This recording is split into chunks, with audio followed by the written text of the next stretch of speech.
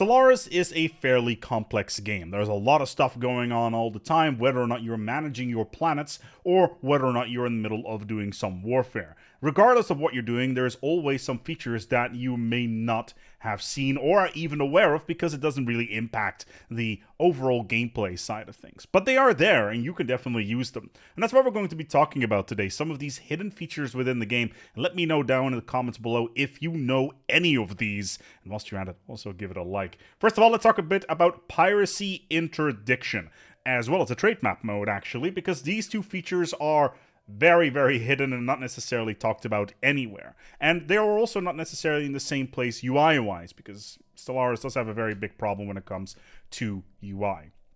Let's click on this button down here. As you can see, it's kind of tacked on the bottom side of the screen. It's called the Trade Routes Map Mode. Now, as you can see right now, we have a map mode up and running. As you can see, we know where all of our trade is coming from and where it is all being funneled from. So, for instance, we got trade from this system going over here, going over here. Basically, that's set up in such a way that there is a planet or a station, and a station will funnel it to the next location until it gets all the way back to the capital. In certain scenarios, this can be very problematic, because if you take over a planet or somebody else takes it back, or something along those lines, you'll have a broken link and it can completely mess up your trade network. In those scenarios, you can just click on one station. Yes, you can click on these and basically say, hey, I want this place to actually go through here, and then this space through, say, over here directly. And then you can basically delete a trade node, etc. But yeah, we can very easily modify all of this stuff and basically say, this is how I want the flow of trade to work. Why would you ever want to do something like that? Because that doesn't seem very straightforward, and this seems very much like an orphan system ASpec. Yes, doesn't it? However, there's a reason why you would want to set up these trade nodes. So let's take a look here. We've got things set up at the moment. Everything is moving from here to here. This means that there is going to be a chance of piracy. And that basically has to do with this. The Yelbarasta station has piracy intercepting the trade value of this location, essentially causing us some problems. So how can we offset this? Well, there is a very simple way of doing this, and that all requires nothing more than a bunch of Corvettes. So if you have a Corvette, you will see that we have a little button here called Piracy Suppression. Because we are raiders, we can just go anywhere, and basically what it means is wherever we go, we will suppress pirates. And we want to make them sure that they go over the trade lanes. So we go onto the patrol button, which is a button that it's probably never really clicked on. And then we just hit the shift key at the same time. And then we set up a trade network road. So let's just do it one more time here. And there we go. And set that up and that up. And basically what we've done now is make sure that our ships are actively patrolling the trade network and basically making sure that there are no pirates there. This also means that there will be no pirate events that can pop up. Be sure that you keep an eye on this. Basically, Corvettes are really good at this. Cruisers and battleships, not so much. Destroyers a little bit better, but you want to have a high piracy suppression and just move them constantly between these systems. In addition, if you have, for instance, the relay network up and running, you can do this relatively quickly as well, which is very, very useful. Which takes me to automation. Did you know that Stellaris has a reasonable amount of automation involved, so you do not need to manage a gigantic empire that is the same size of the map? Yes, it does. All you have to do is go into the planet that you want to manage and basically say, okay, I want to go to planetary automation. And here you can set up basically any sort of thing that you want to do with this particular planet. How do you want this planet developed? Well, this is a capital world, so it's a bit more generic, but let's say we've got a tech world over here, so this is a tech world modifier. I want nothing but building slots being built based around the definition that we have. So this would then become a tech world. So new building slots will be used. Housing will be built. Rare resources will be built in order to support those tech buildings. Upgrading buildings to get these labs up and running. And this can be done completely automatic. And it's actually quite robust. And it's a feature that I think a lot of people are overlooking and can be very useful.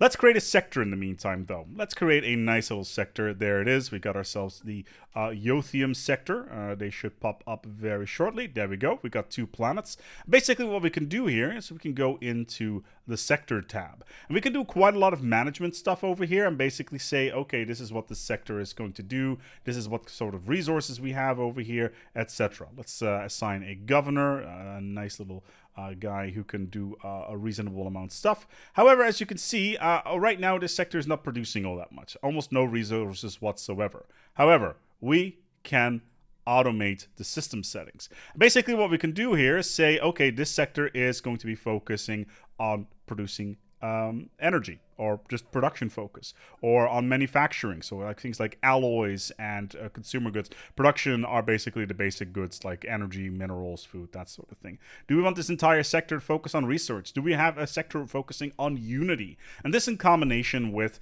the other automation items, such as the planetary automations, can be particularly powerful, which is very useful and maybe something that you have overlooked. We've talked about hotkeys before. Hotkeys are the name of the game when you want to explore the galaxy, right? Like, there's so much stuff going on. Let's say we take a look at some of our science ships over here. We've got one. We want to make sure that they do some science, etc. We shift-click on survey and just add a bunch of survey options to the chain. These are not the only hotkeys that are in the game. There's a ton more, actually, and they're not documented anywhere. If we go into any of our menus, there's just nothing here. There's absolutely nothing that talks about hotkeys. However, that does not mean that we cannot talk about them here. For instance, let's take a look at F1. Hey, we can have our context menu or our situation log, market, etc. We can go down that entire list just using our keyboard, but there is more to that. Let's say that you have a ton of stations, which I do have at the moment, 4 of them exactly. I could click on one of my stations, then navigate over and click on upgrade, or I could just go and do this by pressing the U button and then have them all upgraded and just in a jiffy. Like, they're all upgrading right now. How crazy is that? If I want to go to one of my planets and I want to navigate through the several sub-menus like planetary summary or population or armies or holdings, I can just click Z, X, C, and V, and there you go. There are so many things here that you can do with this. Or let's say that I am looking at a fleet and I want to split them up, but I just can't find a button quite easily because the UI is an absolute mess. It's over here, by the way. I can just hit V. Quickly split some fleets. Do I want to merge them? Sure, we can do that. No problem whatsoever. I could go to the merge button over here, or I could just hit the G button. So, merge, GG. It's all done. And that's some of the things that you can do here. Like, there is a lot of stuff that you can do within the game that allow you to very quickly manage your fleets without actually pressing any buttons. And I really like this. It's just not documented anywhere. And that is just such a shame. Don't ask people, the devs, to change your hotkeys on the fly, because apparently that annoys them greatly. So make sure you tweet at them or something along those lines. Ethics are weird. Don't take that out of context. However, at the start of the game, obviously, we can select our ethics and do whatever we want with that. And we can change our ethics, actually. It's not really well documented. It's not really told anywhere that you can do this, but you totally can. You don't need to stick with this authoritarianism or this materialism into the entire game. Yeah, you can just swap them whenever you want and then, reform your government and take the civics that you want because, you're not democratic at the moment or you need to be xenophobic. Yeah, you can just change that. How do you do that? Well, in this particular case, I will give an example. I'm a little bit materialist right now. I want to become fanatic materialist. However, right now I am fanatic authoritarianist instead. So how do I change this? Well, let's go into this long forgotten menu that nobody uses. Welcome to the faction screen. Yet once again, one of those features that I wish they did a lot more, but is simply not the case. Regardless, as you can see, we have a bunch of factions right now. As you can see, we have a bunch of factions at the moment, one of which is, of course, the authoritarianism, the militarists, the authoritarianists, the materialists, and finally some xenophiles, because apparently we got some xenophiles within our empire, which is pretty interesting. However, we want to become full-on scientific. We want to go full materialist because right now the bonuses that we are getting for materialism, it's just not very good. We want that 10% research speed bonus as well as the robot upkeep bonus of minus 20%. We want to go all in on that. Okay. How do we do that? Well, first of all, we click on the faction in question that we want to boost. We take a quick gander at the top of the screen. We see that we are 28% boosted within our empire. We go to Manage Faction, and we just embrace the faction. That's it.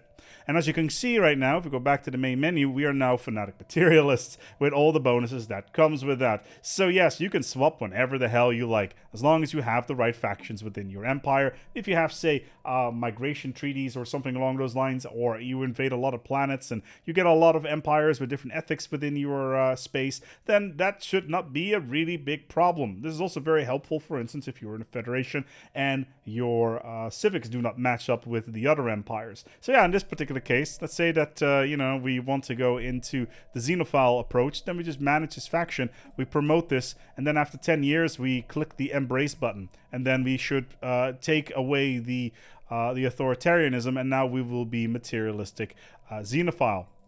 Yeah, you can totally do that, and you can do that throughout the entire game, and just go along with what you like and what fits best for your government. Of course, you don't need to be megacorps the entire game if you don't want to be a megacorp. For instance, you can go to the reform government screen, and now, for instance, hey, I want to be a megacorp for my entire empire. I will click on the ones that I want. Here, Mastercraft Inc. Sure, let's do that. And Relentless Industrialist. Boom, I'm now a megacorp. You can do all that stuff. It's not too straightforward, but it's there, and you can do it.